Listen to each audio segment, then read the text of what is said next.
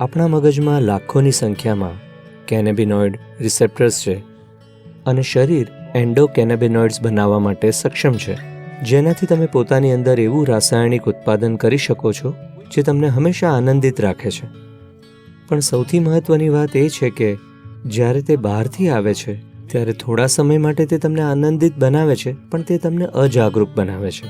જ્યારે તે અંદરથી આવે છે ત્યારે તે તમને આનંદિત બનાવે છે અને તમને વધુ જાગૃત બનાવે છે, જે મહત્ત્વની વાત છે. તો આ કોઈ સુપરહ્યુમન બનવાનો પ્રયાસ નથી થઈ રહ્યો. આ એ સમજવા વિશે છે કે માણસ હોવું જ સુપર છે. એકવાર તમે તમારા સ્વભાવથી જ આનંદિત થઈ જાઓ છો, તમે હંમેશા જોશો કે તમારું જીવન સુપર છે.